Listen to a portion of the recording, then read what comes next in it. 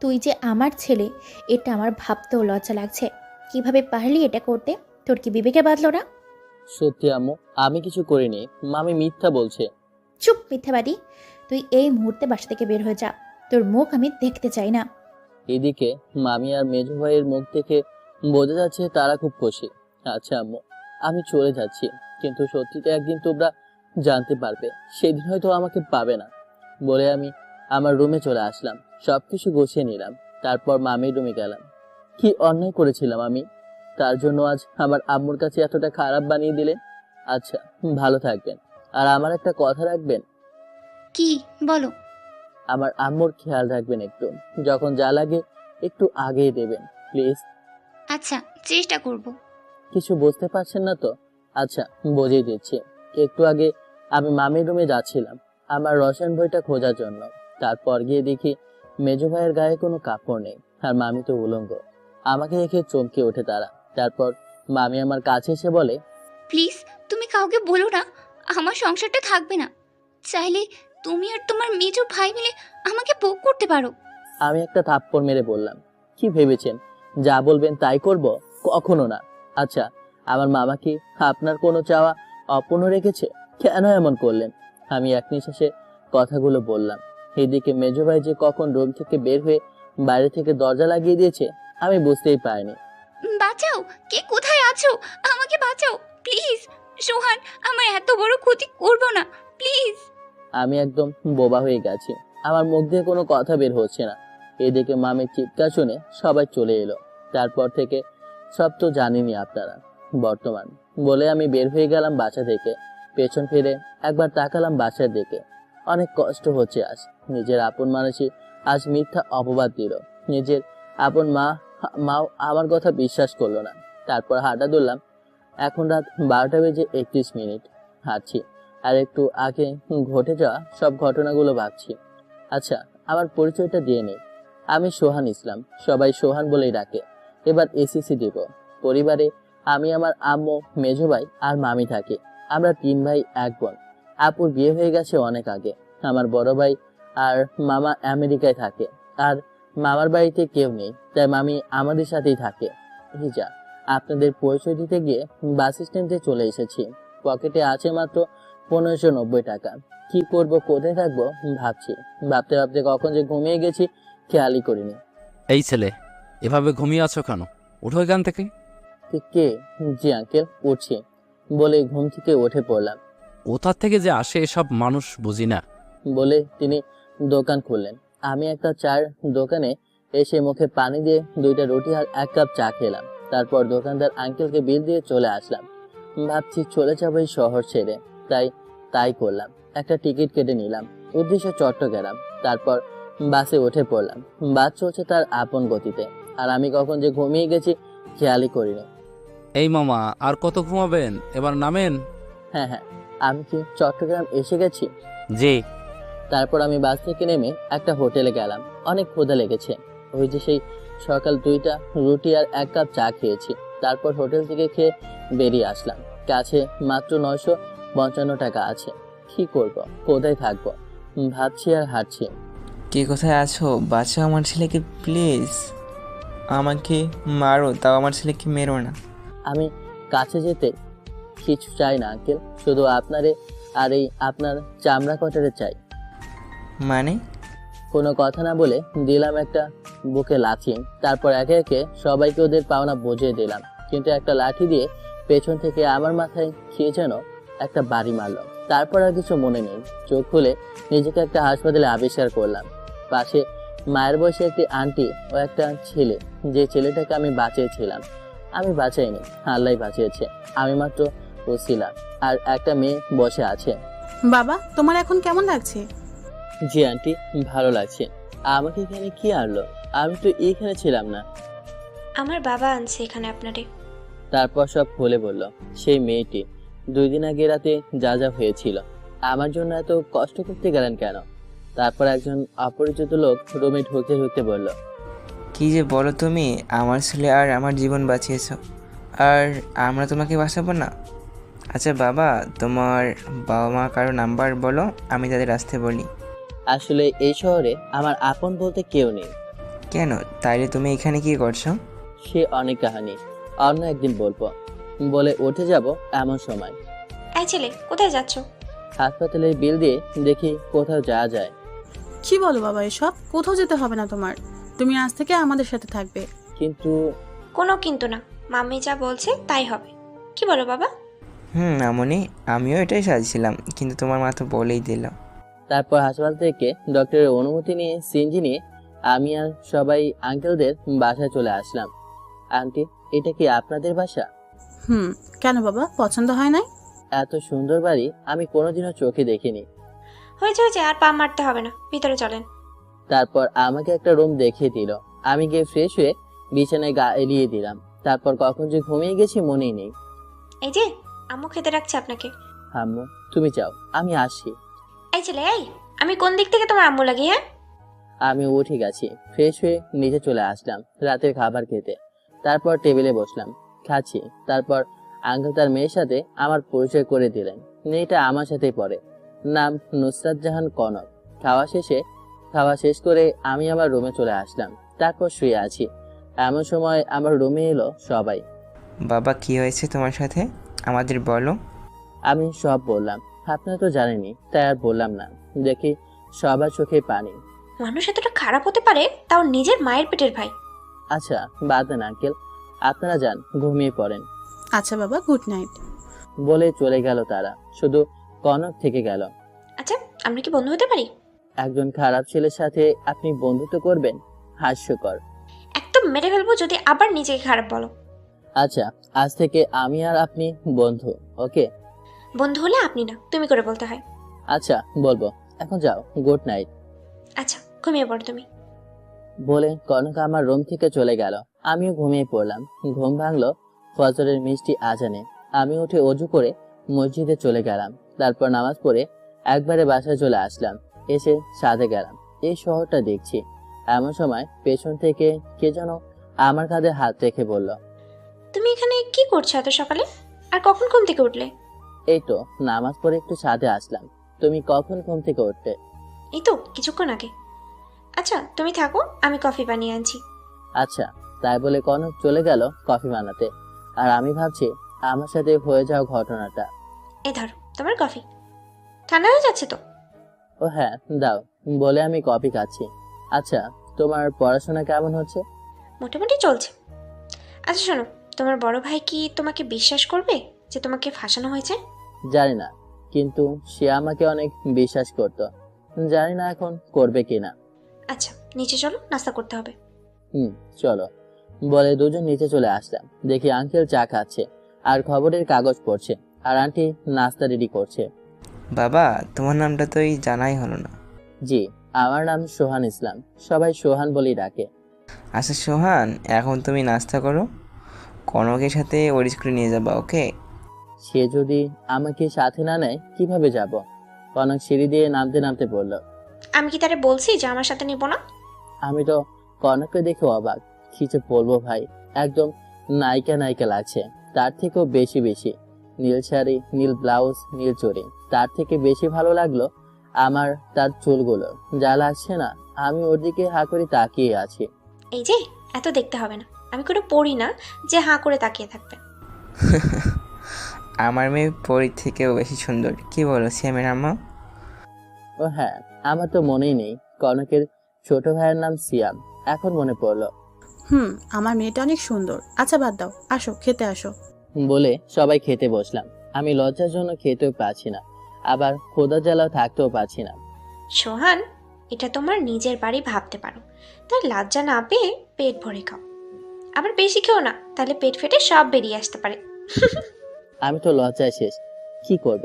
খাবার টেবিল থেকে উঠে রুমে চলে আসলাম। শালার, আমি বলে বেশি খাই, তোরে একদিন দেখে নেব কনকের বাচ্চা।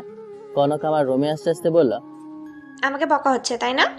বলে আমার পাশে বসে পড়লাম, সাথে নাস্তা নিয়ে আসছে। আমার আর খেতে ইচ্ছে করছে না, নিয়ে যাও তুমি। কি বললি, আবার বলতো কুত্তা? বলে আমার মুখের মধ্যে এক টুকরা রুটি দিল। জীবনে এই প্রথম কোনো মেয়ে আমাকে খাইয়ে দিচ্ছে। খাওয়া শেষ করলাম, তারপর রেডি হয়ে বের হলাম কনকের সাথে। কনক ওদের গাড়ি বের করতে বলল ড্রাইভারকে, কিন্তু আমি নিষেধ করলাম। কনক, আমরা রিক্সা করে যাই। আচ্ছা, বলে একটা রিক্সা ডাক দিল। তারপর রিক্সায় উঠে পড়লাম। এই, এদিকে সরে আসো, পড়ে যাবে তো তুমি। না, ঠিক আছে, সমস্যা নেই, পারবো। আমি বলছি তুমি সরে আসো নাই। না না, এই তো সরে আসি বলে একদম ওর গা ঘেঁষে বসলাম। অনেক ভালো লাগছে। আজ এই প্রথম কোনো মেয়ের সাথে রিক্সায় করে যাচ্ছি। তারপর রিক্সা একটা শপিং মলের কাছে এসে থামলো। নেমে পড়ো। আমাদের তো যাওয়ার কথা তোমার স্কুলে, তো শপিং মলে আনলে যে? এত কিছু বলতে পারবো না, খালি প্রশ্ন করো খালি। মামা, আমার ভাড়াটা দিয়ে দেন, আমি চলে যাই। ও হ্যাঁ আঙ্কেল। বলে ব্যাগ থেকে 500 টাকার একটা নোট বের করে এগিয়ে দিল। ম্যাডাম, আমার কাছে তো খুচরো নেই, আপনি খুচরো টাকা দেন। আরে আপনি সবটাই রেখে দেন, কোনো সমস্যা নেই। ম্যাডাম, আপনার মতো ভালো মানুষ আমি কখনো খুঁজে পাই নাই, যেখানে মানুষ 50 টাকা দিতে গিয়ে গালাগালি করে, আর আপনি 500 টাকা দিলেন। আল্লাহ আপনাদের ভালো করুক। বলে সে চলে গেল। তারপর কনক আমার জন্য 4টা জিন্স প্যান্ট, 4টা টি শার্ট, 4টা শার্ট আর 3টা ট্রাউজার নিল, আর 2টা লুঙ্গি। তারপর মার্কেট থেকে বের হয়ে একটা মোবাইল শোরুমে নিয়ে গেল আর একটা মোবাইল কিনলো। আমি কিন্তু দেখিনি কি ফোন কিনেছে, তাই বলতেও পারলাম না। তারপর বাসায় চলে আসলাম। এসে কলিং বেল দিলাম। আন্টি দরজা খুলে দিল। আন্টি, আঙ্কেল কোথায়? তোমার আঙ্কেল অফিসে গেছে। ও আচ্ছা, বলে রুমে চলে আসলাম। তারপর ফ্রেশ হয়ে একটা ঘুম দিলাম। আমি ঘুমিয়ে দেশে, কিন্তু আমাকে কে যেন একটা ডাক দিল। আমি তো তাকিয়ে অবাক। সেই লোকটা আর কেউ না, তিনি হলেন আঙ্কেল। সোহান, ঘুম থেকে ওঠো, লাঞ্চ করতে হবে তো, উঠে পড়ো বাবা। জি, বলে ওয়াশরুমে চলে গেলাম। ফ্রেশ হয়ে নিচে গিয়ে টেবিলে বসলাম। তারপর কোনো খাবার পেরে দিল। খাচ্ছি আর টুকিটাকি কথা বলছি। আচ্ছা সোহান, তোমার কি কোনো ইচ্ছে আছে? জি আঙ্কেল, আমি পড়াশোনাটা চালিয়ে যেতে চাই আর নিজের পায়ে দাঁড়াতে চাই। তোমার বুদ্ধি আছে বটে। আচ্ছা, তুমি কনকের সাথে কোচিং প্লাস ওর হোম টিউটরের কাছে পড়বে, ওকে? আচ্ছা আন্টি, বলে খাওয়া দাওয়া শেষ করে রুমে চলে আসলাম। এর মধ্যে কনক চলে আসলো আমার রুমে। কি করছো সোহান? কিছু না, শুয়ে আছে। তোমার জন্য একটা সারপ্রাইজ আছে, চোখ বন্ধ করো। তারপর আমি চোখ বন্ধ করলাম। এবার চোখ খোলো। আমি চোখ খুলে দেখি একটা ব্যাগ আর একটা স্মার্ট মোবাইল ভিভো Y21, আর ব্যাগ খুলে কালকের কেনা সব কাপড় চোপড় পেলাম। তারপর কনক বলল রেডি হতে, বাইরে যাবে। আমিও রেডি হয়ে রুম থেকে বের হলাম। ও মা, দেখি সবাই আমার দিকে তাকিয়ে আছে। কালো পাঞ্জাবি, কালো জিন্স, কালো জুতা, এক কথায় সবাই কালো কালারের। আজ দেখছি ছেলেকে খুব মানানো লাগছে। এই ছেলেটা কি আম্মু? আরে সোহানো, সত্যি আজ ওকে অনেক সুন্দর লাগছে। যে কোনো মেয়ে দেখলে পাগল হয়ে যাবে। আমি পাগল হলেই হবে। কিছু বললে কনক? কই কিছু বলিনি তো। মা, সাবধানে যাবি আর তাড়াতাড়ি চলে আসবি। আন্টির কাছ থেকে বিদায় নিয়ে বের হলাম একটা রিক্সা নিয়ে। তারপর একটা পার্কের সামনে এসে রিক্সাওয়ালা মিটিয়ে একটা বেঞ্চে এসে দুজন বসলাম। কনক, বাদাম খাবে? আচ্ছা থাকো, আমি নিয়ে আসি, বলে আমি চলে গেলাম বাদাম আনতে। তারপর বাদাম কিনে এনে দেখি কিছু ছেলে ওর কাছে গিয়ে ওর এই খারাপ খারাপ প্রস্তাব দিচ্ছে। কথাগুলো এরকম: মামা, মালটা তো সেই, আর সারারাত খেতে পারবো। ওর ফিগারটা দেখছিস, একদম টাটকা, বয়ফ্রেন্ড বানিয়ে দিছে মনে হয়। মামা, মালটা একদম খাসা। বলছে আর ওর গায়ে হাত দেওয়ার চেষ্টা করছে। আমার তো মাথায় রক্ত উঠে গেল। আমি ওদের কাছে গিয়ে, ভাই তোমরা কি ওকে একা একা খাবে?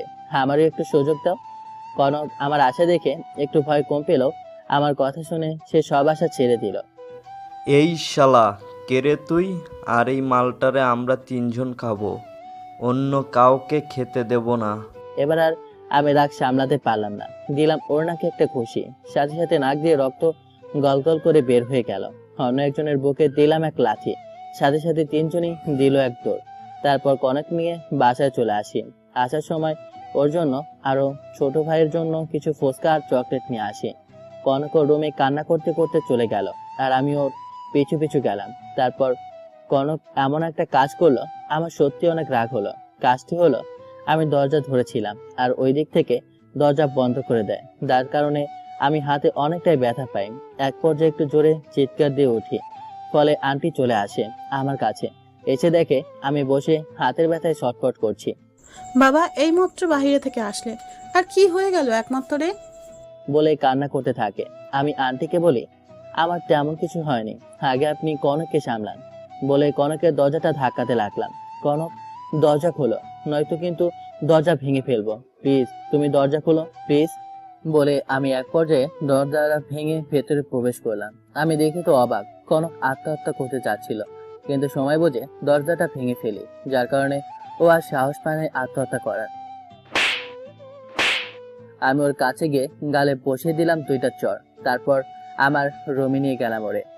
তোমার এত বড় সাহস কীভাবে হলো কনক? কেন করতে চাইছিলে এই পাপ কাজ? কনক এবার কান্না করে দিল, তারপর ফুঁপিয়ে ফুঁপিয়ে বলতে লাগলো, আমরা একটা পার্কে বসেছিলাম, কি মনে হলো বাদাম খেতে ইচ্ছে হলো। তারপর সোহানরে বললাম বাদাম আনতে, সে বাদাম আনতে গিয়েছিল। আর ওই ফাঁকে আমাকে ওরা টিজ করে আর অনেক খারাপ ভাষায় গালাগালি করে, যার কারণে আমি আত্মহত্যা করতে চেয়েছিলাম। বলে ফোপাতে লাগলো কনক। মোটেও তুমি এখনো বুদ্ধিমান হয়ে ওঠোনি, বুঝলে? সোহানের দিকে একটু খেয়াল করে দেখো, কত বড় একটা মিথ্যা অপবাদ মাথায় নিয়ে ঘুরে বেড়াচ্ছে। কিন্তু ও কি তোমার মতো এই পাপ কাজ করতে গেছে? তোমার আম্মু কি বলেছে, উত্তর দাও। আর হবে না এমন ভুল বাবা, এবারের মতো মাফ করে দাও। বলে কান্না করতে লাগলো। আন্টি, যা হয়েছে বাদ দেন তো, আমার অনেক ক্ষুধা লেগেছে, চলেন ডিনার করে নেই। এমন পেটুক আমি আগে দেখিনি। বলে দৌড়ে ওয়াশরুমে চলে গেল। পেটুক পেটুক তাই না, পরে দেখে নেব। বলে নিচে চলে গেলাম, তারপর একটা চেয়ার আগে নিয়ে বসে পড়লাম। আজ আমার পছন্দের খাবার রান্না হয়েছে, বিরিয়ানি আর ঝাল ঝাল কষা গরুর মাংস, আরো অনেক কিছুই রান্না হয়েছে, কিন্তু আমি ওই 2টাই খাচ্ছি। আহ কি টেস্ট, খাচ্ছি আর বলছি। লেখক একটু খেতে ভালোবাসে। কনক নিচে নামতে নামতে বলল, আমাকে একা রেখে খাওয়া শুরু করে দিলে? একটু বেশি ক্ষুধা লেগেছিল তাই। তারপর আন্টি কনকের প্লেটে খাবার বেড়ে দিল, সবাই খাচ্ছে আর গল্প করছে। আঙ্কেল, আপনার অফিস কেমন চলছে? আলহামদুলিল্লাহ, অনেক ভালো চলছে বাবা। তা তোমার এখানে ভালো লাগছে তো, নাকি মন খারাপ লাগছে? আমার সত্যি অনেক ভালো লাগছে এখানে, কিন্তু আমার মনের মধ্যে যে কি হচ্ছে আমি জানি। শুধু আজ কতদিন মা বলে ডাকতে পারে না, মায়ের হাতে রান্নাও খায় না। ভাবতে ভাবতে দুপুরটা চোখ থেকে নোনা জল বেরিয়ে গেল। বাবা, কান্না করছো কেন? না আন্টি, কিছু না, চোখে কি যেন পড়েছে, তাই বানি বের হয়ে গেছে। বলেই খাওয়া শেষ করে আমার রুমে চলে আসলাম। একটা লুঙ্গি আর একটা টি শার্ট পরে নিলাম, তারপর কনকের দেওয়া ফোনটা হাতে নিলাম, তারপর শুয়ে পড়লাম। অনেকদিন ফেসবুকে যায় না, আজ আইডিটা লগ ইন করলাম। ও মা, 300+ এসএমএস গুলো এমন ছিল, ভাই আপনি আর গল্প দেন না কেন, অনেক মিস করি আপনারে। আবার আমার কিছু কাছের মানুষও খোঁজ জানতে চাইলো।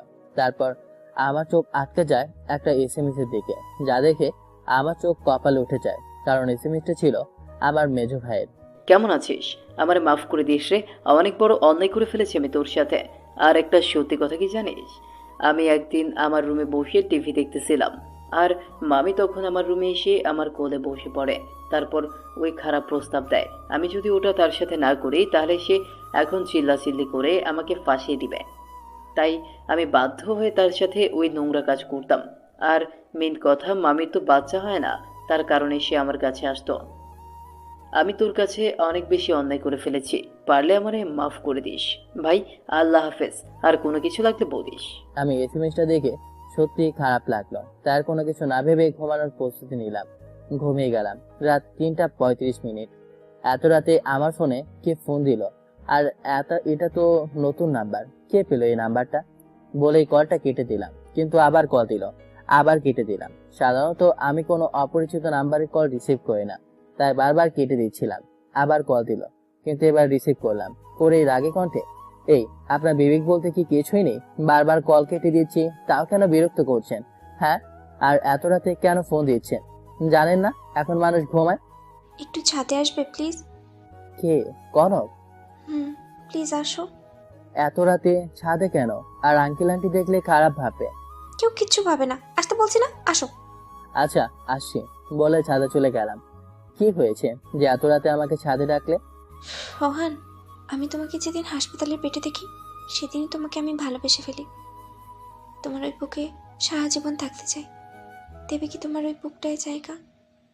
লাভ you Sohan, love you so much. Do you love me? আমি তো অবাক, মেয়ে বলে কি? কিছু না বলে ওরে বললাম, আমি কখনো কারোর সাথে বিশ্বাসঘাতকতা করিনি। তোমার বাবা আমাকে এখানে থাকতে দিচ্ছে, এমনকি আমার এই পরিবারের একজন মানে। আমি পারবো না তোমার ভালোবাসতে, প্লিজ জোর করো না। আমার কথা শুনে কনক কান্না করতে করতে চলে আসে রুমে। আমিও গিয়ে শুয়ে পড়ি। সকাল 9টা। বাবা উঠে পড়ো, কনকের সাথে নাস্তা করে স্কুলে যাও। আমি উঠে ফ্রেশ হয়ে নিচে চলে আসলাম। তারপর নাস্তা করে ওর সাথে বের হলাম রাস্তায়। আমার সাথে একটা কথা বললো না। তারপর স্কুলের সামনে এসে রিক্সা ভাড়া মিটিয়ে ভেতরে গেলাম। কনকের আশা দেখে ওর ফ্রেন্ডরা সব এগিয়ে আসে। কি রে, তোর বয়ফ্রেন্ড নাকি এটা? দেখতে তো একদম নায়কের মতো। সত্যি এটা তোর বফ না হলে আমি প্রেম করতাম। ইস, দেখেই প্রেমে পড়ে গেছি। ওই থাম্মি, ও আমার বিয়ে হতে যাবে কেন? আমাদের বাসায় কাজ করে। ওদের বাবা বললো ও আজ থেকে আমার সাথে পড়তে যাবে, তাই নিয়ে আসলাম। দেখতে তো একটা খ্যাত। আমি কনকের কথা শুনে মনে অনেক কষ্ট পেলাম। চোখ দিয়ে দুফোঁটা নোনা জল বেরিয়ে এলো। তুমি প্লিজ কষ্ট পেও না, ও একটু রাগী, আমি ওর হয়ে ক্ষমা চাচ্ছি। আরে সমস্যা নাই, চলো ক্লাসে চলো বলে ক্লাসে চলে গেলাম। স্যার রুমে ঢুকে সবার ভালো মন্দ খোঁজ নিতে গিয়ে আমার দিকে নজর যায়। এই ছেলে এখানে কি করছো? বেরিয়ে যাও ক্লাস থেকে। বলে আমার কাছে আসতে লাগলো। স্যার, ওকে বের করবেন না প্লিজ। ও আমার বাসায় কাজ করে, সাথে পড়াশোনা করে। ওরে বের করে দিবেন না স্যার। এটা শোনার পর ক্লাসে সবাই হাহা করে হেসে উঠল। আর পাশাপাশি বলতে লাগলো, আজকাল চাকর বাকরও পড়াশোনা করে বলেই হাহা করে হাসতে থাকলো। আমি একটু কষ্ট পেলাম, কিন্তু সমস্যা নেই, আমাকে সামনে এগোতেই হবে। সবাইকে দেখিয়ে দিতে হবে আমিও পারি। তারপর স্যার ক্লাস শুরু করলো। আজ পদার্থ ক্লাস। এবার সবাইকে প্রশ্ন করলো আলোর প্রতিফলনের ব্যাখ্যা দিতে, কিন্তু সবাই চুপ করে থাকলো। কিন্তু স্যার আমি বলবো কি বলে উঠে দাঁড়ালাম। তারপর সবকিছু বুঝিয়ে বললাম। তা দেখে কনক সহ সবাই অবাক। সব থেকে বেশি অবাক স্যার। তুমি তো দেখছি অনেক মেধাবী। আজ থেকে আমি তোমাকে পড়াশোনাতে সকল প্রকার সাহায্য করব। তারপর এক এক করে 6টা ক্লাস করে বাসায় চলে আসলাম। এসে ফ্রেশ হয়ে আমার রুমে গিয়ে ঘুমিয়ে পড়লাম। ঘুম ভাঙলো আঙ্কেলের ডাকে। বাবা কি হয়েছে? তোমার দুপুরেও খাও নাই, আবার এখনও ঘুমিয়ে আসো? কনক কি হয়েছে? কনকে কিছু বলেছে তোমাকে? না আঙ্কেল, ও কিছু বলেনি বলে ঘুম থেকে উঠে পড়লাম। তারপর ফ্রেশ হয়ে খেতে গেলাম। তেমন খেতে পারলাম না। কষ্ট করে খেয়ে রুমে এসে শুয়ে গল্প লিখছি। অনেকদিন পর গল্প লিখতে বসলাম। রাত 12টার দিকে পোস্ট করে ঘুমিয়ে গেলাম। সকালে উঠে স্কুল আর তারপর কোচিং, এভাবে চলছে আমার দিনকাল। দেখতে দেখতে 1 বছর কেটে গেল। এদিকে সোহানের পরিবার। আম্মু, আজ আমি আর মামা বাংলাদেশ আসছি। আমাদের প্ল্যানটি চট্টগ্রাম বিমানবন্দরে ল্যান্ড করবে। তোমরা আমাদের নিতে এসো, কেমন? আর সোহানের জন্য একটা গিফট আছে, আজ ওকে চমকে দিব। আচ্ছা এখন রাখি। বলে কল কেটে দিল। আপাকে কল করেছিল? সবুজ আর হাপি আজ বাসায় আসছে, তাই আমাদের চট্টগ্রাম যেতে বললো। আমাকে সবুজ একবার জানানোর চেষ্টাও করলো না। আচ্ছা বাদ দেন মামি, আমরা কিন্তু চট্টগ্রাম বাসে যাব। ওকে। বলে সবাই রেডি হয়ে নিল। তারপর বের হলো চট্টগ্রাম। এবার চলেন আমাদের নায়কের কাছ থেকে ঘুরে আসি। আন্টি, কাল সন্ধ্যায় কুষ্টিয়া চলে যাব। পরশুদিন থেকে পরীক্ষা। কনক আমার কথা শুনে অনেক মন খারাপ করে। ওহো, আপনাদের তো বলাই হয়নি, কনক আমার কলিজা। এখন আপনাদের প্রশ্ন যে কনক আমাকে কাজের লোক বানিয়েছিল, সে এখন আমার কিভাবে কলিজা হলো, তাই তো? তাহলে চলে যাই আজ থেকে 5 মাস আগের ঘটনাতে। আন্টি, আমি চলে গেলাম স্কুলে বলে বের হয়ে গেলাম। তারপর স্কুলে এসে জেনের সাথে কথা বলছিলাম। জেরিন সেই মেয়েটি যে আমাকে দেখে প্রেমে পড়ে গিয়েছিল। ও বারবার আমার হাত ধরেছিল, যা কনক আড়াল থেকে দেখে ফেলে আর কান্না করতে করতে বাসায় চলে যায়। তারপরে 7 থেকে 8টা ঘুমের ওষুধ খায়, ফলে ঘুমিয়ে পড়ে। রাত 10টার দিকে কনকের রুমে ডাকতে যায় আন্টি, আর দেখতে পায় ও ঘুমিয়ে আছে। পাশের টেবিলে চোখ যায় আর দেখে ও ঘুমের ওষুধ খেয়েছে। তারপর হাসপাতালে নিয়ে যায় আর ওর চিকিৎসা করা হয়। তারপর আঙ্কেল জানতে চায় কেন এমন করলো। বাবা, আমি সোহানকে অনেক ভালোবাসি, আর ও আজ আমার বান্ধবীর সাথে গা ঘেঁষে আবার হাতে হাত রেখে কথা বলেছে, তাই আমি সহ্য করতে পারিনি, সেই জন্যই এটা করেছি বলে কান্না করতে লাগলো। সোহান এখানে আসো। জি আঙ্কেল, বলেন। জীবনে আমি আমার মেয়ের কোনো চাহিদা পূর্ণ রাখিনি বাবা। আমার মেয়ে কি দেখতে খারাপ? কেন ওকে মেনে নাওনি? প্লিজ আঙ্কেল, এভাবে বলবেন না। আসলে আমি ওকে ভালোবাসি, কিন্তু আমার কি কোনো পরিবার আছে এখন? না আছে টাকা পয়সা। আর মেন কথা, আমি আপনার বাড়িতে থেকে আপনার সাথে বেইমানি করব না কখনো। আজ থেকে আমাদের আম্মু আব্বু বলে ডাকবে, ওকে? আপনারা যা বলবেন। তারপর ওকে বাসায় এনে ও সুস্থ হয়ে গেল সেদিন রাতে। জান, চলো খেতে চলো, আম্মু ডাকে আমি কারো জান না, আর আমি খাবো না। বলে শুয়ে পড়লো। আমি টেবিল থেকে এক প্লেট খাবার এনে, এই যে মহারানী, এবার উঠে খেয়ে আমাকে উদ্ধার করেন। তারপর ওকে খাইয়ে দিলাম, আমিও খেয়ে নিলাম। তারপর ঘুমিয়ে গেলাম। রাত 3টায় আমি ওকে ছাদে রেখে আমিও সামনে হাঁটু কেড়ে বসে একটা কালো গোলাপ নিয়ে, তুমি কি আমার বাবুর আম্মু হবে? হবে কি আমার রাত জেগে গল্প করার শেখ? হবে কি আমার সেই মানুষটি যার জন্য এতদিন অপেক্ষা করেছিলাম? Love you Kanak, love you so much, do you love me?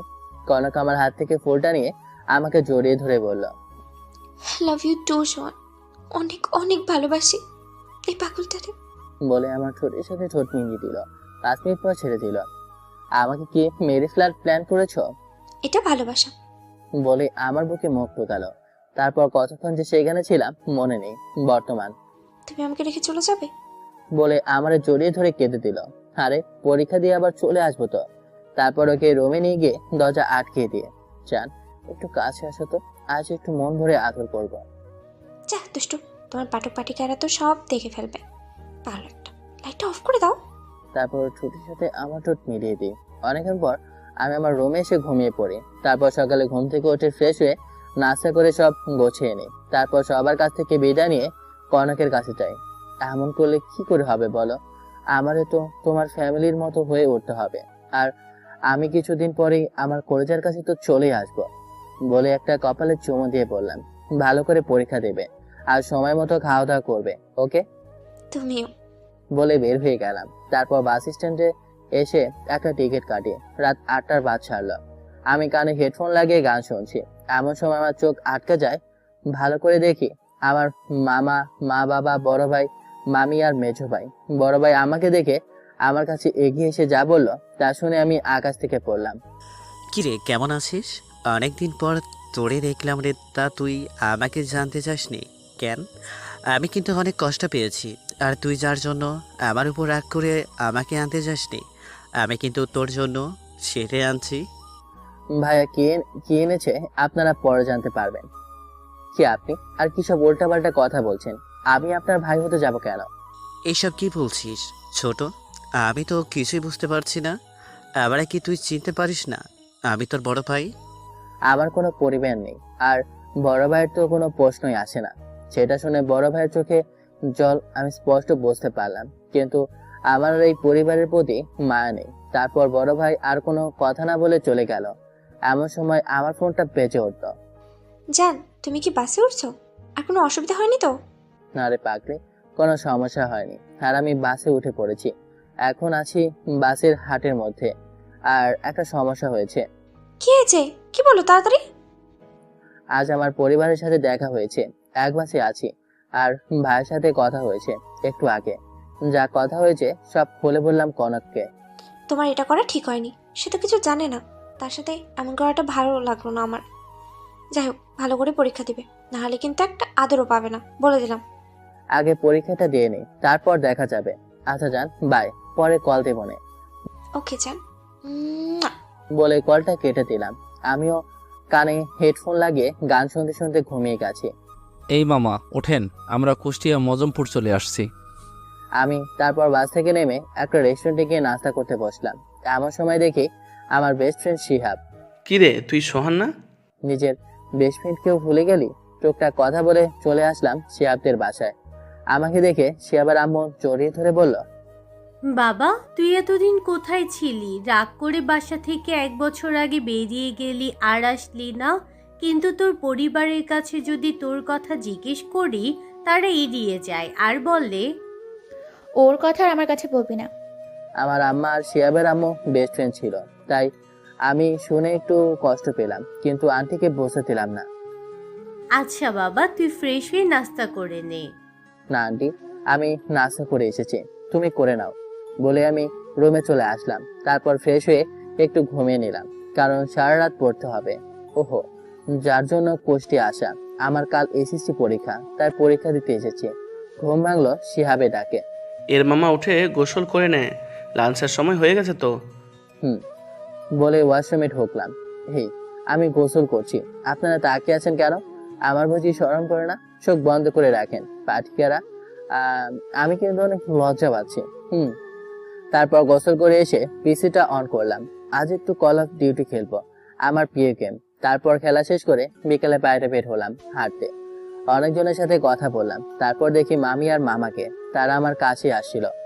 সোহান, যা হয়েছে হয়েছে, বাদ দাও। আমার সাথে বাসায় চলো, তোমার জন্য তোমার ভাই আইফোন 13 আনছে।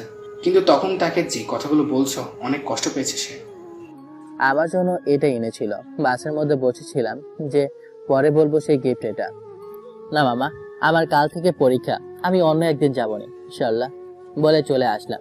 মামি আমার সাথে কথা বলার অনেক চেষ্টা করেছে, কিন্তু আমি পাত্তা দিইনি। বাসে এসে ফ্রেশ হয়ে হালকা নাস্তা করে পড়তে বসলাম। আমি ওরে বলে দিয়েছিলাম আমাকে ডিনার করতে ডাকবি না। পড়া শেষ করে দেখি 4:21 বাজে। দিলাম কনকরে কল। ধুরবাল বলে বিকাশে চলে গেলাম। আমার বিকাশে 10,090 টাকা রাখা আছে, জমানো টাকা। ওমা, বিকাশে ঢুকে দেখি 40,799 টাকা। এত টাকা কিভাবে আসলো? কেউ ভুল করে দিয়ে দিল না তো? তাই বলে নোটিফিকেশন চেক করে দেখি আঙ্কেলের নাম্বার থেকে টাকা পাঠানো হয়েছে, তাও রাত 3:34-এ। আমি ভাবছি মেসেজ এলে তো নোটিফিকেশন বাজবে, কিন্তু বাজলো না কেন? বলে ফোনের দিকে তাকিয়ে দেখি ফোন সাইলেন্ট করা। তারপর বিকাশ থেকে 109 টাকা রিচার্জ করে কনকরে দিলাম ফোন। কে রে এত রাতে কল দিছিস? জানিস না এখন মানুষ ঘুমায়? আমার ডায়লগ আমারই দিচ্ছ? তা তোমার না আজ পরীক্ষা, ঘুমিয়ে আছো কেন? না, একটু আগে পড়া শেষ করে ঘুমালাম, আর তুমি দিলে কল। আমার তো ঘুমের একদম 12টাই বেজে গেল। আচ্ছা ভালো, এখন পড়তে বসো বলে কলটা কেটে দিলাম। তারপর ফজরের আজান দিল। আমি নামাজ পড়তে গেলাম। নামাজ পড়ে একটু হাঁটাহাঁটি করে চলে এসে পড়তে বসলাম। তারপর নাস্তা করে শিহাবে নিয়ে চলে আসলাম পরীক্ষা দিতে। পরীক্ষা অনেক ভালো হয়েছে, 6 প্রশ্ন কমন। শিহাবেরও অনেক ভালো পরীক্ষা হয়েছে। তারপর বাসায় এসে গোসল করে লাঞ্চ করে ঘুমিয়ে গেলাম। দেখতে দেখতে আমার পরীক্ষাও শেষ হয়ে গেল।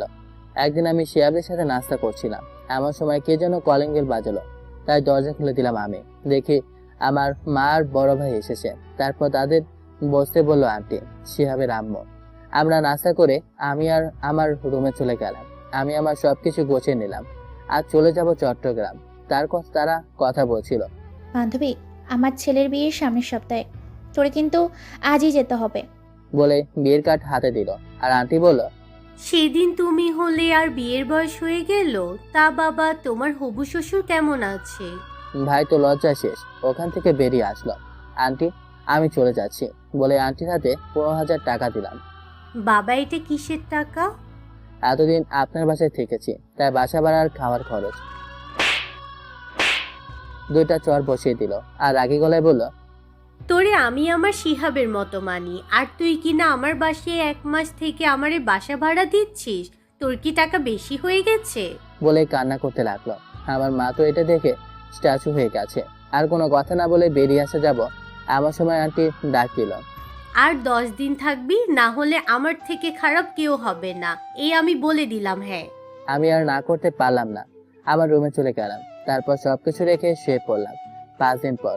মামা, রেডি হয়ে নে, আজ বিয়ে খেতে যাব। আহা, কত যে সুন্দর সুন্দর মাল দেখতে পারবো। বলে হাসিতে ভেঙে পড়লো। তোর বোনটা না সত্যি অনেক হট, একদম 1 নাম্বার মাল। শিয়াব রেগে বলল, আমার বোনরে তুই মাল বললি? আমি এটা মানতে পারলাম না।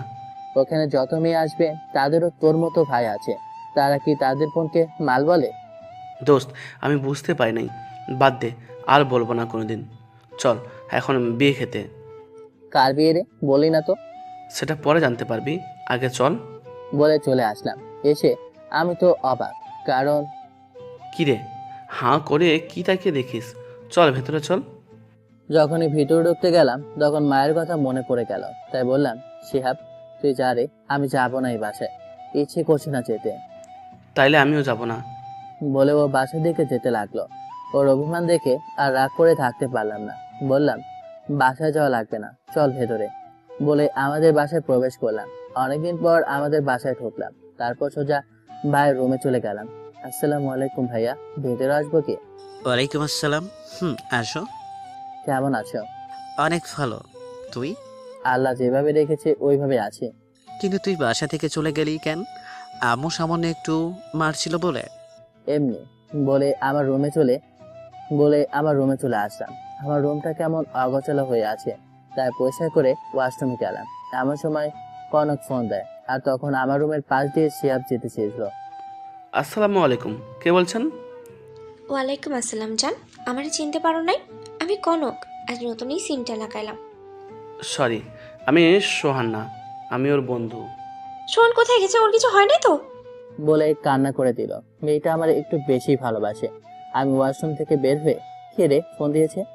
যাই না, দেখ তো, তোর খোঁজ করছে।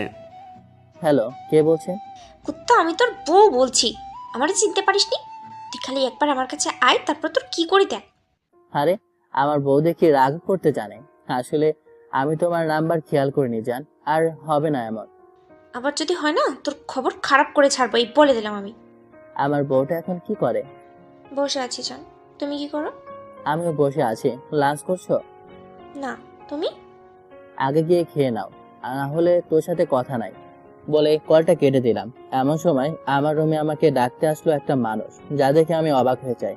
তিনি হলেন আমার মা। কেমন আছো সোহান? ভালো, আপনি কেমন আছেন? ভালো নাই, কিন্তু তুমি এই বাসা থেকে চলে গেলে অনেক ভালো থাকবো। আমি চাই না কোনো বাজে ছেলে আমার ছেলের বিয়েতে যে আমার কোনো মেয়ের সর্বনাশ করুক। আমি তোমার হাত জোর করে বলছি, তুমি বাসা থেকে চলে যাও প্লিজ। আচ্ছা, আমি চলে যাচ্ছি, সমস্যা নাই, কিন্তু আমি আমার পরিবারকে ভালো রাখতে চাই। আমি যেমনই থাকি না কেন, আমার পরিবার ভালো থাকলে আমিও ভালো থাকবো। বলে আমার হাতে একটা গিফটের প্যাকেট ধরিয়ে দিলাম আর বললাম, এটা ভাবির জন্য। তারপর অনেক কষ্টে সেখান থেকে চলে আসলাম। এসে আমি একটা বাসের টিকিট কেটে নিলাম। তারপর রাতে ডিনার করে বাসে উঠে পড়লাম। সকাল 8টায় কনকদের বাসার সামনে এসে কলিং বেলে চাপ দিলাম। কনক এসে দরজা খুলে দিল আর আমাকে দেখে জড়িয়ে ধরে কান্না করে দিল আর বলতে লাগলো, আমার জানটার মুখ শুকিয়ে গেছে, একদম মনে হয় খাওয়া দাওয়া করে নাই দেখি। বলে টেবিল থেকে নাস্তা নিয়ে আসলো। আমি ততক্ষণে রুমে চলে গেলাম। তারপর সব খুলে একটা হাফ প্যান্ট আর একটা গেঞ্জি পরে ফ্রেশ হয়ে আসলাম। তারপর কনক আমাকে খাইয়ে দিতে লাগলো।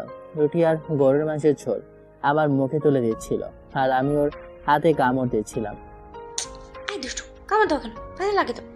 আমার বউরে যা ইচ্ছা তাই করবে, তোমার কি? তবে রে, দাঁড়া, তোর খাওয়া শেষ হোক, তারপর আমি দেখছি কি করতে পারি। দরজা লাগিয়ে দিয়ে, ভেতরে আসবো কনক? পারমিশন নিয়ে আসতে হবে নাকি মাম্মা? স্বামীর জন্য দরদ উতলে পড়ছে, আম্মুর সামনেও খাইয়ে দিতে হয়? না মা, একটু বেশি ক্ষুধা লেগেছে তাই আর কি। খাও তাহলে। বাবা, কেমন আছো তুমি? আর পরীক্ষা কেমন হলো তোমার? মা, ভালো হয়েছে, আর আমি আলহামদুলিল্লাহ ভালো আছি। আপনি কেমন আছেন? ভালো আছি বাবা। তা তোমরা থাকো, আমি যাই, রান্না করতে হবে। বলে আন্টি চলে গেল। আমারও খাওয়া দাওয়া শেষ। আমি বিছানায় শুয়ে পড়লাম। কনকও চলে আসলো আর দরজা বন্ধ করে দিয়ে আমার কাছে চলে আসলো। এবার দেখ আমি কি করি। বলে আমারও ঠোঁট এক করে নিয়ে চুষতে লাগলো। তারপর 5 মিনিট পর ছেড়ে দিল। আমাকে মেরে ফেলবে নাকি? হ্যাঁ, বলে আমি ওকে জড়িয়ে ধরলাম। তারপর ঘুমিয়ে গেলাম।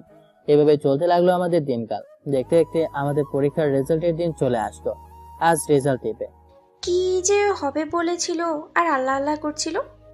তারপর রেজাল্ট দেখলাম কনকও A+ পেয়েছে। ওকে বলতেই আমাকে জড়িয়ে ধরলো আর বলল, তোমারটা কিন্তু পেলাম না। এবার আমারটা বের করলাম। ও মা, আমি ফেল কেন? অনেক ভালো করে তো পরীক্ষা দিচ্ছিলাম। এমনি চোখে জল চলে এলো। এমন সময় কনক বলল, আরেক গাধা, তোর বোর্ড যশোর। তারপর মনে পড়লো আমার তো বোর্ড যশোর। আসলে চট্টগ্রাম থাকতে থাকতে সব চট্টগ্রামই লাগে। আমার রেজাল্টও পেয়েছি, আমি গোল্ডেন A+ পেয়েছি। কনক শুনে আমার যে কত খিস দিল বলার বাহিরে। তারপর আঙ্কেলকে ফোন দিলাম, আর আঙ্কেল শুনে অনেক খুশি হয় আর বাসায় চলে আসে। সবাইকে মিষ্টিমুখ করিয়ে তারপর বাসায় চলে আসি। তারপর রাতে খেয়ে ঘুমিয়ে যাই। কলেজে ভর্তির জন্য আবেদন করেছি। রাজশাহী সরকারি কলেজে চান্সও পেয়েছি। তাই আজ আমি আর কনক চলে যাচ্ছি রাজশাহী। তারপরে সে একটা বাসা ভাড়া নিলাম, ওখান থেকে একসাথে কলেজে যাই। এভাবে চলছে দিনকাল। দেখতে দেখতে এসএসসি শেষ হয়ে গেল। এবার আবার জাতীয় বিশ্ববিদ্যালয়ে আবেদন করেছি, আর আলহামদুলিল্লাহ দুজনে চান্সও পেয়েছি। তারপর মাস্টার শেষ করলাম, আলহামদুলিল্লাহ। এখন আমি একটা চাকরি করি, মাসে বেতন তেমন পাই না, মাত্র 90,000 টাকা। আজ আমাদের বিয়ে, ভাবতে অবাক লাগছে। আমাদের ভালোবাসা আজ পূর্ণতা পাবে। তারপর ভালো মতোই ইসলামী শরীয়ত মোতাবেক বিয়েটা হয়ে যায়। আজ আমার বাসর রাত, কিন্তু আমার অনেক খারাপ লাগছে। আজ আম্মুর কথা খুব মনে পড়ছে, কিন্তু নিয়তি যে এখানে এনেছে আমাকে, আমার এসে সালাম করলো। আমি বললাম, বেঁচে থাকো মা, বেঁচে থাকো। এটা শোনার পর কনক যা করলো আমি তা কল্পনা করিনি। তা হলো আমার গালে ঠাস করে একটা চড় মেরে পড়লো। কুত্তা, আমি তোর মা লাগি? হ্যাঁ, বলে বিছানাতে চলে আসলো। আমি ওর পিছু পিছু গেলাম। এই যে ম্যাডাম, আসে 2 রাকাত নফল নামাজ পড়ে নেই। নামাজের কথা শুনে কনক না করতে পারলো না। দুজন চলে গেলাম ওয়াশরুমে। অজু করে এসে নামাজ পড়ে আমি বিছানায় শুয়ে পড়লাম। কনকও শুয়ে পড়লো। আমি ওইদিকে ভাবছি আমার সাথে কনক এমন করছে কেন। কনককে পেছন থেকে জড়িয়ে ধরলাম, দেখি এবার আমার দিকে ঘুরলো। তারপর আমি ওকে বললাম, আমি জানি আমার বউটা আমার উপর রাগ করে থাকতে পারবে না, বলে একটা ভালোবাসার পরশ এঁকে দিলাম। তুমি আমাকে সবসময় রাগো কেন? তোমাকে রাগাতে আমার ভালো লাগে, তাই বলে বউরে একটা কিস দিলাম। ও বউ, এবারের মতো আমাকে মাফ করো, আর কোনোদিনও বলবো না। আচ্ছা, এবারের মতো মাফ করে দিলাম। এরপর থেকে যদি বলতে দেখি, আমার থেকে খারাপ কেউ আর হবে না, এই বলে দিলাম। বলে আমার বুকে এসে কান্না করে দিল। আরে পাগলি, কান্না করে নাকি কেউ এভাবে? জানো, আজ আমার অনেক খারাপ লাগছে। আজ একটা ফুলের কারণে আমি আমার পরিবারের কাছে খারাপ। আমার জানকে আমি কষ্ট পেতে দিব না। আমি আমার ভালোবাসা দিয়ে সব ভুলিয়ে দেব। আচ্ছা জান, আমাকে একটা জিনিস দিবে? একটা না রে, 1000টা দিব। বল, কি লাগবে? আমি তোমার বাবুর আম্মু হতে চাই। বলে আমার বুকে মুখ লোকালো। ও, এই ব্যাপার? আচ্ছা, এটা কাল হবে, আজ ছাদে চলো। বলে ওকে কোলে তুলে নিলাম। তারপর ছাদে চলে আসলাম। এসে ওর কোলে মাথা দিয়ে শুয়ে আছি। আমি আরো আমার মাথায় হাত বুলিয়ে দিচ্ছে, আর ওর জীবনের সুখ দুঃখের সব কথা বললো। তারপর আমরা ছাদ থেকে রুমে চলে আসি। তারপর ফ্রেশ হয়ে একটা হাফ প্যান্ট আর একটা গেঞ্জি পরি। আর কনক ওয়াশরুম থেকে বের হয়ে আসে। ও একটা গেঞ্জি আর প্লাজো পরেছে। তারপর আর কি টি20 খেলা করতে হলো। ও আমার কাছে এসে আমাকে জড়িয়ে ধরে আমার সরাসরি কিস করতে থাকে। আমিও পাগল হয়ে গেছি। তারপর আমি আর নিজেকে কন্ট্রোল করতে পারলাম না। এই, আপনারা জানতো এখন আমরা আমাদের কাজ করছি, এসব দেখতে হয় না, পাপ হয়, জান জান ভাগেন। তারপর আমার ঘুম ভাঙলো কনকের ডাকে। এই জান, উঠে পড়ো, আজান দিচ্ছে, গোসল করে নামাজ পড়ে এসো। তারপর আমি গোসল করে নামাজ পড়তে চলে গেলাম। নামাজ পড়ে একটু হাঁটাহাঁটি করে বাসায় চলে আসি। তারপর রুমে গেলাম। কি ব্যাপার, কনককে দেখছি না কেন, কই গেল ও? বলে ওরে ডাকতে লাগলাম। এই কনক, কই তুমি? কনক রান্নাঘর থেকে বলল, এই তো রান্নাঘরে। আমি ওর কাছে গেলাম। আমি তো হা হয়ে গেছি, যে মেয়ে নিজে পর্যন্ত হাতে করে খায় না, সে আজ রান্না করে। ভাবতেই অবাক লাগে, কিন্তু ও অনেক ঘেমে আছে। আমি পেছন থেকে যে ওকে জড়িয়ে ধরে আছি, আর ও রান্না করছে। এমন সময় আমার শাশুড়ি চলে আসে। আমি তো লজ্জায় শেষ। আমি দৌড়ে আমার রুমে চলে গেলাম। কনক নাস্তার জন্য ডাকতে আসলে নাস্তার রুমে আনতে বলি। তারপর আমার নাস্তা খাই দিয়ে কনক নাস্তা খেয়ে নিল। কনক রেডি হয়ে না, আজ আমরা কুষ্টিয়া যাব। তাই নাকি? আচ্ছা। উফ, বলে সব প্যাকিং করে নিল আমারগুলো।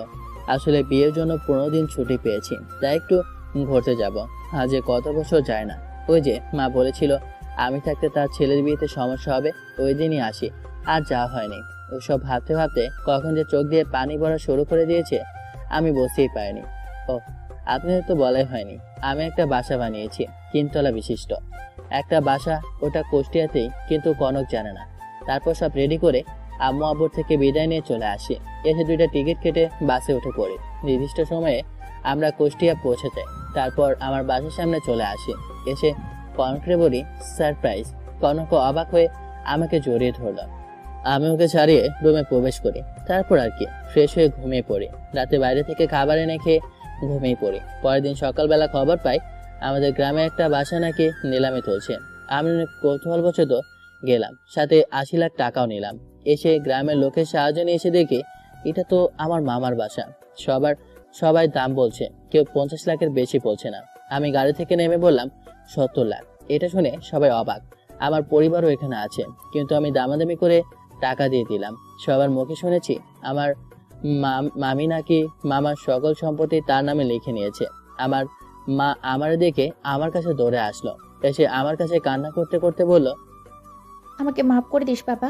আমি না বুঝে তোকে সেই 10 বছর আগে বাসা থেকে বের করে দিই, কিন্তু পরে তোর মেজো ভাই সত্যি কথা বলে দেয়। তারপর থেকেই তোকে খোঁজা শুরু করি, কিন্তু কোথাও পাই নাই। চলুন কি হয়েছিল সেদিন, যে আমার মেজো ভাই সব সত্য কথা বলেছিল জেনে আসি। সকালবেলা ভাইয়ের বুকের বাম পাশে বলে ব্যথা করছে বলে চিৎকার করে ওঠে আর বাসায় সবাই চলে আসে। এসে দেখতে পায় ভাইয়া অমন পড়ে আছে। এমন সময় ভাইয়া বলে ওঠে, আজ আমি একটা সত্যি কথা বলবো, যদি না বলি আমার মৃত্যু হয়ে আমি কখনো নিজেকে ক্ষমা করতে পারবো না। বলে বলতে লাগলো। সেদিন ছোট ওই কাজ করছিল না, সেদিন ছিলাম আমি আর মামি। ওর বই খুঁজতে ও রুমে আসে আর আমাদের দেখে ফেলে, যার কারণে মামি ওকে কুপ্রস্তাব দেয়। কিন্তু ও মামিকে একটা চর মারে আর আমি ওই সুযোগে বাইরে থেকে আটকে দিই। তারপর তো তোমরাই বিচার করলে। বলে চুপ হয়ে গেল। কারো কোনো কথা বলা না দেখে ওকে হাসপাতালে আনা হয় আর ওর চিকিৎসা করা হয়। বর্তমান প্লিজ বাবা, আমাকে মাফ করে দে, আমি আর পারছি না। বলে আমার পা জড়িয়ে ধরতে যাবে, অমনি আমি তাকে জড়িয়ে ধরে কেটে দিলাম। তারপর বললাম, আমি কারোর ওপর রেগে নাই মা, সবাইরই মাফ করে দিয়েছি। চল আজ বাসায় চল। আচ্ছা যাচ্ছি।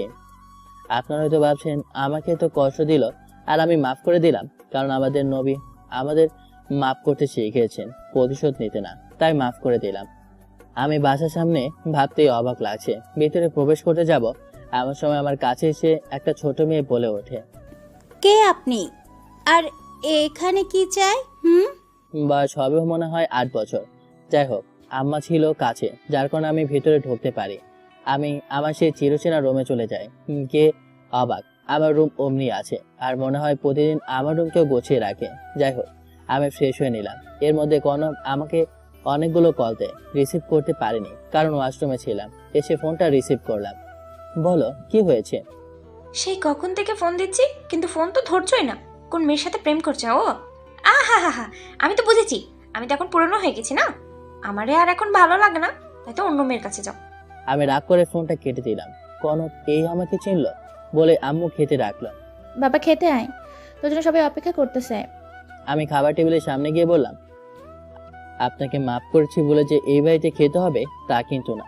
10টা বছর আমার জীবন থেকে চলে গেছে, ফিরিয়ে দিতে পারবেন কি? সেই দিন যদি আমার শ্বশুর আমার তার বাড়িতে জায়গা না দিত, তাহলে আমি আজ এত দূর এগোতে পারতাম না। আমাদের তো ভুল হয়ে গেছে বাবা, আমরা তোর কাছে মাপ চাইছি। আর এই হলো তোর ভাবি, পরিচিত হয়ে নে। সেদিন কি বলেছিলেন, তোর মতো চরিত্রহীন আমার ছেলের বিয়েতে গিয়ে আবার কোনো মেয়ে সর্বনাশ করবি, বেরিয়ে যা বাড়ি থেকে। সেদিন ভাইয়ার জন্য খুব কষ্ট পেয়েছিলাম, কারণ ভাইয়া সব থেকে আমাকে বেশি ভালোবাসতো। আর আজ পরিচিত হতে বলেছেন, যায় না আজ আমার টাকা দেখে কি আমাকে পরিচয় দিচ্ছেন? আচ্ছা, আপনি কে আর কি বলছেন এগুলো? আমি তো কিছু বুঝতে পারছি না। আর আমার স্বামী তো ছোট কোনো ভাই নাই, তারা তো 2 ভাই। আজ থেকে 10 বছর আগে আমি তাদের সন্তান ভাই ছিলাম, কিন্তু আমাকে মিথ্যা অপবাদ দিয়ে বাসা থেকে বের করে দেয়। আমার মামি আর মেজো ভাই বাসা থেকে বের হয়ে চট্টগ্রাম চলে যায়। ভাগ্যের কি খেলা, ওখানে আমার বড় ভাইয়ের ছোট ভাই আর তার বাবারে আমি রক্ষা করি ডাকাতদের হাত থেকে। আমিও আঘাত পাই। তারপর তারা তাদের বাড়িতে নিয়ে যায়, আমাকে সকল সুবিধা দেয়। তারপর আমি প্রতিষ্ঠিত হয়ে উঠি। তারপর তার মেয়েকে বিয়ে করি। আর এখন আমি কুষ্টিয়াতে একটা বাড়িও করেছি। আজ কি না আমার ব্যাংক ব্যালেন্স, টাকা পয়সা, গাড়ি বাড়ি সব আছে, কিন্তু আমার অতীতটা যে অনেক ভয়াবহ। বলছিলাম আর কান্না করছিলাম। এমন সময় বড় ভাই মেজো ভাইকে হাসপাতাল থেকে নিয়ে আসে। এখন মোটামুটি ভালো মেজো ভাই আমাকে দেখে এসে পা ধরে মাপ চাইল। আমি বললাম, সেদিন কি অন্যায় করেছিলাম যার কারণে একটা ছোট ছেলেকে মিথ্যা অপবাদ দিয়ে বাসা থেকে বের করে দিয়েছিলেন? বলে আমি চলে আসতে যাব, এমন সময় ভাইয়ার মেয়ে আমার হাত ধরে বলে, চাচু তুমি কোথায় যাচ্ছ? কোথাও না মা, আমি বাসায় যাচ্ছি, তোমার ছোট আম্মু একা আছে বাসায়। বলে চলে আসলাম। এসে মনে পড়লো আমার পাখিটা অনেক কষ্ট পেয়েছে আজ, তাই তার জন্য ফুচকা, চকলেট আর আইসক্রিম আর একতরা গোলাপ ফুল নিয়ে বাসায় গেলাম। দরজা খুলে দিল। আমিও অবাক, ওর চোখ একদম লাল হয়ে আছে, নিশ্চয়ই কান্না করেছে। আমি গিয়ে ফ্রেশ হয়ে খেতে গেলাম। আজকেও খায় দিল না। আমি খেয়ে রুমে যে দেখি কনক যেন কার সাথে কথা বলছে, আমাকে দেখে কেটে দিল। আমি কিন্তু সন্দেহ করি নাই, যদিও কাউকে ভালোবাসেন তারা তাকে বিশ্বাস করুন, কিন্তু যদি সে সেটার মর্যাদা না দিতে পারে একদিন তারও শাস্তি হবে। আমি কনককে যেগুলো এনেছিলাম সব দিলাম, গোলাপটা বাদে। ও বলল, এসব আমার লাগবে না, যেই মেয়ের কাছে ছিলে তার কাছে যাও। আমি কি তোর? আমি তো এখন পুরনো, আমাকে তো এখন আর ভালো লাগবে না। আমি ওকে পেছন থেকে জোরে ধরে বললাম, কে বলেছে আমার বউ পুরাতন? সে সব সময় আমার কাছে নতুন। তাহলে ওই মেয়ের সাথে গেলি কেন? আমাকে কোনোদিন কিছু কম আছে? এবার ওর গালে একটা ঠাস করে চড় মেরে দিলাম। বারবার খালি মেয়ের কথা বলছো। ওই, তুমি কি দেখেছো? আর আমি আজ আমার বাড়ি গিয়েছিলাম, যা যা হয়েছে সব বললাম। আমার ভুল হয়ে গেছে জানো, আমি বুঝতে পারিনি। বলে আমার পাটা জড়িয়ে ধরলো। আমি ওকে বুকে টেনে নিলাম। আরে পাগলি, তোমার জায়গা আমার পায়ে না, আমার বুকে। তারপর শুয়ে পড়লাম। অপেক্ষা করছি কখন রাত 12টা বাজবে। আমার ও সামনাসামনি শুয়ে আছি। আমি ওর গালে হাত বুলিয়ে বললাম, অনেক জোরই লেগেছে, তাই না জান? তোমার সাথে কথা নেই, আর আমার কাছে আসবে না বলে দিলাম আমি। তাহলে কার কাছে যাব? আমার বউ ছাড়া যে আর কেউ নেই। পাম মারতে হবে না, আমার কাছে আসবে না। কে শোনে কার কথা? আমার ঠোঁটের সাথে করে নিলাম। 10 মিনিট পর ছেড়ে দিলাম। কনক হাঁপাচ্ছে। আমিও তারপর কনকে কোলে করে সাথে নিয়ে গেলাম। কনকের কোলে মাথা দিয়ে শুয়ে আছি, আর আমার মাথায় হাত বুলিয়ে দিচ্ছে। খুব ভালো লাগছিল। আমি এবার উঠে পড়লাম। কি হলো তোমার, হঠাৎ করে উঠে পড়লে যে? আমি দৌড়ে রুমে চলে আসলাম, আর ফুলটা নিয়ে আবার ছাদে চলে আসলাম। এসে ওরে দিলাম ফুলগুলো। কারণ কি জানেন? আমি ওকে প্রপোজ করতে পারতাম, কিন্তু করলাম না। শুধু ওর কানের কাছে মুখ করে বললাম, চলো রুমে চলো, আমি বাবুর আব্বু হব। তারপর কনক আর আমি রুমে চলে আসি, আর ডুবে যাই ভালোবাসার সাগরে। সকালবেলা আমার ঘুম ভেঙে যায়। দেখি কনক ওয়াশরুম থেকে বের হচ্ছে, শরীর ভেজা। আমি আর থাকতে পারলাম না, গিয়ে জড়িয়ে ধরলাম। এই সাত সকালে কি শুরু করলে? সারা রাত ঘুমাতে দাও না, আবার এখন শুরু করছো? এমন সময় আমার ফোনটা বেজে ওঠে। আমি রিসিভ করতে ওপাশ থেকে যা বলে তা শুনে আমার পা থেকে মাটি সরে যায়। কথাটা হলো, আমার মা নাকি হাসপাতালে, তার নাকি প্রেশার বেড়ে গেছে, অনেক খারাপ অবস্থা। আমি শুনে দৌড়ে চলে যাই হসপিটালে। গিয়ে সোজা আম্মুর কেবিনে চলে যায়, কিন্তু আম্মু এখন ঘুমিয়ে আছে। আমি পাশেই বসে আছি, আমার পাশে পরিবারের সবাই আছে, মামি ছাড়া। এমন সময় কনক চলে আসে আমার কাছে, এসে আমারে বলে, আমার কি এখনো জ্ঞান ফেরে নাই? না, তুমি এখানে বসো। আচ্ছা। আমার চোখ দিয়ে অচরে পানি ঝরে যাচ্ছে। তারপর দুপুর 3টায় মার জ্ঞান ফিরল। আমি মায়ের কাছে গিয়ে, আমাকে মাফ করে দাও মা, আমি বুঝতে পারিনি। এখানে তোর কোনো দোষ নেই রে বাবা, এখন সব বাদ দিবি নাকি? আমাকে মা বলতে না দিয়ে কনক মার মুখ চেপে ধরলো আর বলল, আর যেন এমন কথা না শুনি আম্মু। এই মেয়েটা কে রে বাবা? ওটা আপনার ছোট বৌমা। আমি লজ্জায় শেষ। আমারে না জানিয়ে বিয়ে করে নিলি? আমি মানতে পারলাম না, কিন্তু যা হবার তা তো হয়ে গেছে। কিন্তু তোদের আবার বিয়ে হবে। সবাই এবার বলে উঠল। এমন সময় বড় ভাই আর মেজো ভাই বলে উঠল, আমাদের সাথে কি আর কথা বলবি না? আমি দৌড়ে গিয়ে তাদের জড়িয়ে ধরলাম আর কান্না করে দিলাম। তারপর আম্মুকে নিয়ে বাসায় চলে আসলাম। আমরাও আমাদের বাসায় চলে আসলাম। তারপরের দিন সবকিছু আমাদের বাড়িতে নিয়ে গেলাম, আসবাবপত্র সহ প্রয়োজনীয় সব। সবাই মিলে সব ঠিক করে সন্ধ্যা হয়ে গেল। এবার সবাই রাতের খাবার খেয়ে নিলাম, যেহেতু দুপুরে খাওয়া হয়নি। তারপর সবাই ড্রয়িং রুমে বসে কথা বলছে। তা কনক, তোমার বাবা মা কেমন আছে? ফোন দিয়েছো কি? জি ভাইয়া ভালো আছে, কিন্তু ফোন দিয়ে নাই। এখনই ফোনটা দাও ফার্স্ট। আচ্ছা আম্মু। বলেই কনক ফোন দিল। আর আমার বসে থাকতে ভালো লাগছে না, তাই আমার রুমে চলে আসলাম। আজ অনেক বছর গেম খেলা হয় না, পিসিটা অন করলাম, মনের ইচ্ছায় গেম খেলছি। এদিকে কনক ফোন দিল তার বাবার কাছে। তারপর আম্মু ফোনটা নিয়ে নিল। কিরে মা, কেমন আছিস? আসসালামু আলাইকুম বিয়ার সাহেব, কেমন আছেন? ওয়ালাইকুম আসসালাম। জি আলহামদুলিল্লাহ ভালো আছি। কিন্তু আপনি?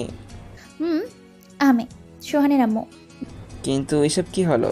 ওরে তো বাড়ি থেকে বের করে দিয়েছিলাম, কিন্তু এখন? যাই হোক, সব ভুলে যান ভাই। আমি কনক আর সোহানের আবার বিয়ে দিতে চাই। আপনি কি বলছেন? আরে এটা তো অনেক ভালো প্রস্তাব। আচ্ছা, সামনে শুক্রবার ওদের বিয়ে দিব, কি বলেন? আচ্ছা বিয়াই, তা আমার বিয়ান কেমন আছে? জি ভালো আছে। আমার মা কেমন আছে? কনক ভালো আছে? তাহলে সব ঠিকঠাক করি। আর কনকরে আমি কাল আনতে যাবনি। আচ্ছা ভাই।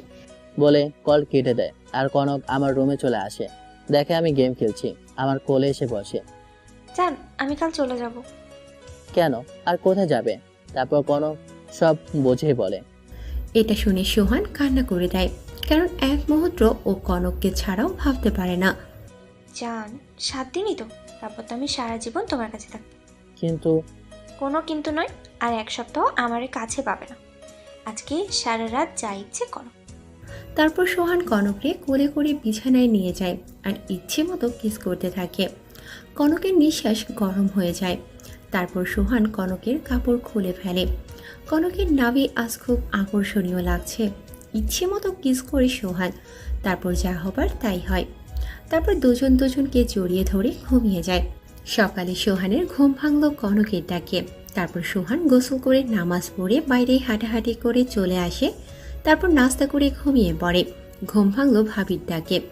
এই যে সাহেব, ওঠো, কিছু কথা আছে তোমার সাথে। আমি উঠে পড়লাম। ভাবি, আপনি আমার রুমে? আমি।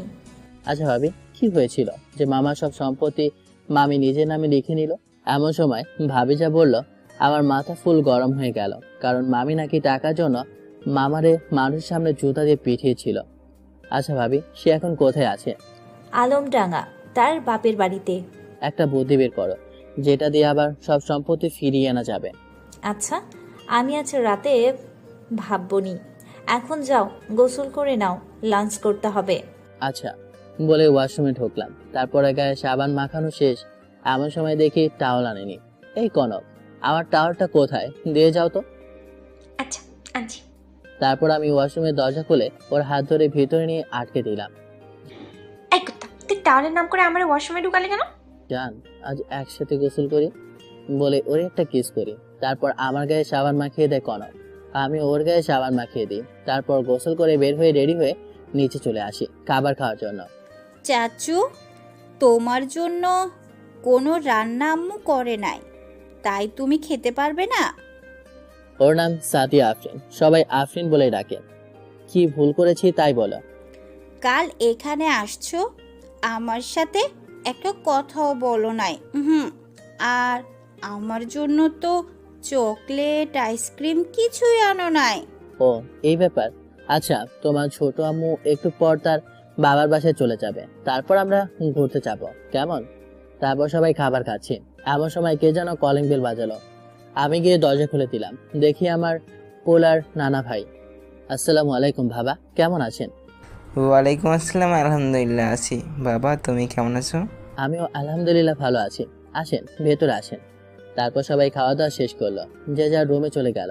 তারপর আমি আমার রুমে গিয়ে দেখি আমার পাগলি বউটা রেডি হচ্ছে আর কান্না করছে। আমি পেছন থেকে জড়িয়ে ধরে, এই পাগলি কান্না করছে কেন? মাত্র 7 দিনের জন্যই তো, একটু কষ্ট করো প্লিজ জান।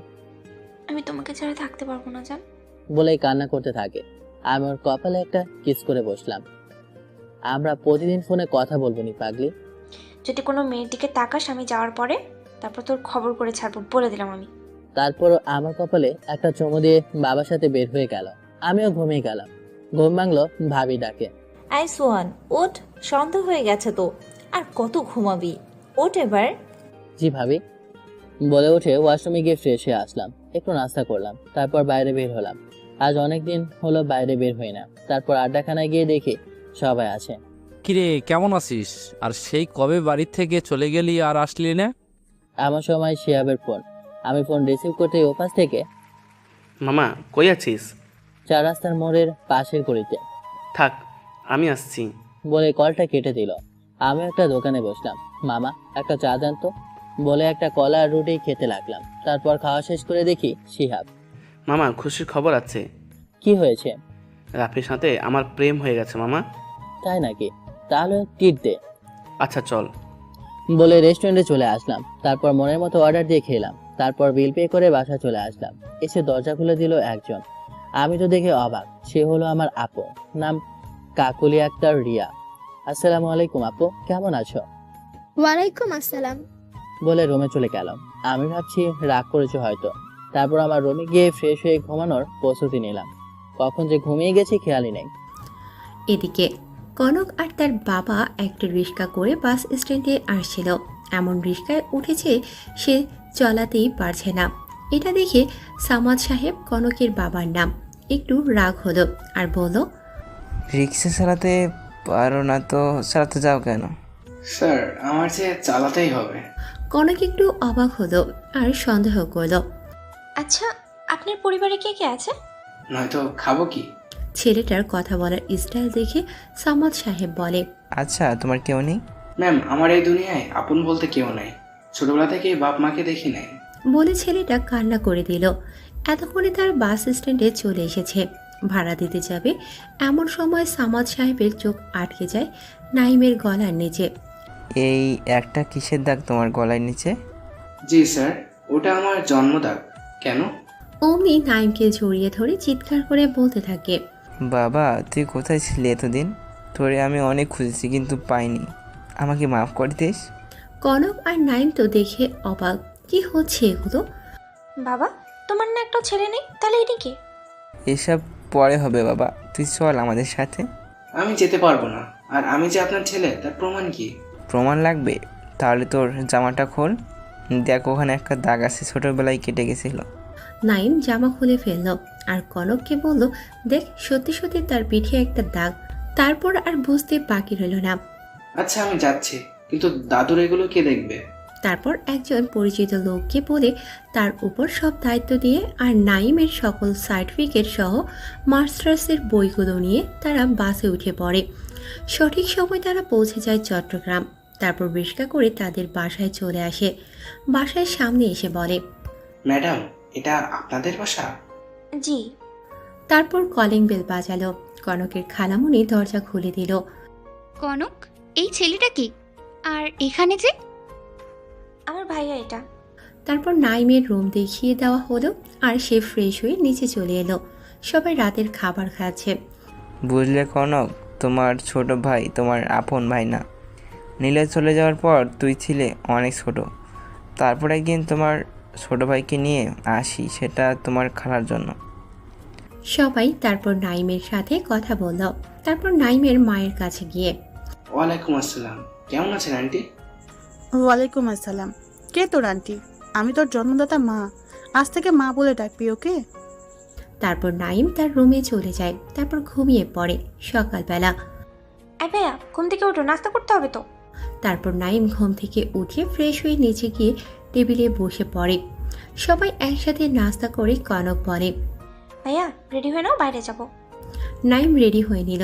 সবাই মিলে শপিংয়ে গেল। শপিং করে এসে সবাই ফ্রেশ হয়ে সবাই খেয়ে ঘুমিয়ে পড়ে। বর্তমান কে রে এই টাইমে ফোন দিল? জান, কি করো এখন? জানো না এখন মানুষ কি করে? ঘুমাচ্ছি, তুমিও ঘুমাও, বাই। বলে কল কেটে দেয় সোহান। তারপর ঘুমিয়ে পড়ে। ওই উঠবে নাকি পানি মারবো? ধুর, আর আসার সময় পেলে না। অসময় কেউ কি ডাকে? একটা বুদ্ধি পেয়েছে ভাই, যেটা দিয়ে মামিকে কাবু করা যাবে। আমি খুব উত্তেজিত হয়ে জিজ্ঞেস করলাম, কি বুদ্ধি ভাবি, তাড়াতাড়ি বলো। একদিন মামি কার সাথে যেন ফোনে কথা বলছিল, আমি বিষয়টা খেয়াল করি। তারপর তার মেসেঞ্জার চেক করতেই দেখতে পাই একটা ছেলের কাছে অনেকগুলো নোংরা পিক সেন্ড করা। আমি ওইগুলো স্ক্রিনশট নিয়ে আমার জিমেইলে নিয়ে নিই। তো এখন কি করব? ওটা দিয়ে মামার সাথে তো সব শেষ। আরে পাগল, এখনোই খেলা। যার সাথে ওর সম্পর্ক আছে ও আমার ফ্রেন্ড হয়। আমি ওরে সব বলছি। ও বলল কাল রাতেই অমুক ঠিকানায় যেতে হবে তোর আর আমার। আচ্ছা ভাবি, বলে আমি ওয়াশরুমে ঢুকলাম। তারপর ফ্রেশ হয়ে নাস্তা শেষ করে রুমে আসলাম। বোর্ডে দেখি একটা ফোন দেই। ফোন যাচ্ছে কিন্তু রিসিভ করছে না। তারপর আবার দিলাম। এবার ওয়েটিং আছে। 10 মিনিট পর কল আসলো। কি হয়েছে? কি দেখছো না ফোনে কথা বলছি, তাও ফোন দিচ্ছ? কি হয়েছে যে বারবার ফোন দিচ্ছ? আমার বউয়ের কাছে আমি যখন ইচ্ছে ফোন দেব, তো আমার কি হয়েছে? যে কি বলবে তাতে বলো। এত বিজি? বলে ফোন রেখে দিলাম। তারপর ভাবি রুমে আসলাম। মামনি, তুমি না ঘুরতে দিতে চেয়েছিলে, চলো এখন আমরা ঘুরে আসি। ভাবি, আমার আম্মুকে একটু রেডি করিয়ে দাও। তারপর ভাবি রেডি করিয়ে দিল। আমি আর আফরিন বের হয়ে গেলাম বাসা থেকে। অনেক জায়গায় ঘুরলাম, ফুচকা, হালিম, আরো অনেক কিছু খেলাম। তারপর ওকে কিছু খেলনা কিনে দিলাম। তারপর বাসায় চলে আসলাম। গোসল করে খাওয়া দাওয়া করে শুয়ে আছি। এমন সময় আম্মু আমার রুমে। সোহান, রেডি হয়ে নে, শপিং করতে যেতে হবে। আমি রেডি হয়ে নিলাম। তারপর সবাই বের হয়ে আসলাম। নিজেদের বাসার গাড়ি নিয়ে বেরিয়ে পড়লাম। তারপর শপিং করে আস্তে আস্তে রাত হয়ে গেল। বাসায় এসে ফ্রেশ হয়ে ঘুমিয়ে গেলাম। আজ সকালে ঘুম ভাঙলো জান্নাতের ডাকে। জান্নাত আমার খালাতো বোন। ওই শালা ওঠ, সেই কখন থেকে তোরে ডাকছি, উঠ বলছি। ঘুম ঘুম চোখে, তোর আসলি কখন? হ্যাঁ, এই মাত্র আসলাম, এসে দেখি তুই ঘুমাচ্ছিস, তাই ডাকলাম। তোর যে আজ গায়ে হলুদ, মনে আছে? আমার মনে নেই তো। তোর মনে আছে শালি? তুই নিজে যা, আমি আসি। বলে ফ্রেশ হয়ে নাস্তা করে নিলাম। তারপর ভাবিরা আসলো আমারে গোসল করানোর জন্য। গ্রামে এটা বেশি হয়। আমাকে এক ভাবি বলল, প্যান্ট খুলে লুঙ্গি পরে নে। আমি তো লজ্জা শেষ। তারপর লুঙ্গি পরে গোসল করে দিল। আবার ঝামেলা, এখন টাকা না দিলে কিছু পড়তে দেবে না। তাও 1 টাকা না, 5000। 5,000 টাকা। কি আর করবো, আমাকে বললাম আমার মানিব্যাগ থেকে দিতে। তারপর গায়ে হলুদ শেষ হলো। এখন ভাবির সাথে সেই লোকটির দেওয়া ঠিকানায় যাব। তারপর দুজন বেরিয়ে পড়লাম। নির্দিষ্ট স্থানেও চলে আসলাম। তারপর সেই লোকটি প্লাস মামি। আমি গিয়ে দিলাম একটা ঠাস করে চর বসিয়ে। তোর বাচ্চা, তুই আমারে মিথ্যা অপবাদ দিয়ে বাসা থেকে বের করেছি। তোর জন্য আমার মেজো ভাই আমার কাছে কালার ছিল, আবার মামা সব সম্পত্তি উঠিয়ে দিলি।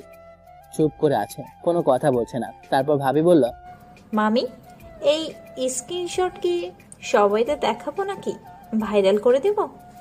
ওটা দেখে আবার মামির মাথায় হাত দিয়ে বসে পড়ল, কারণ ওখানে তার এসব সব ছবি রয়েছে, যে কেউ বুঝতে পারবে। তারপর মামি বলল, কি চাও আমার কাছে?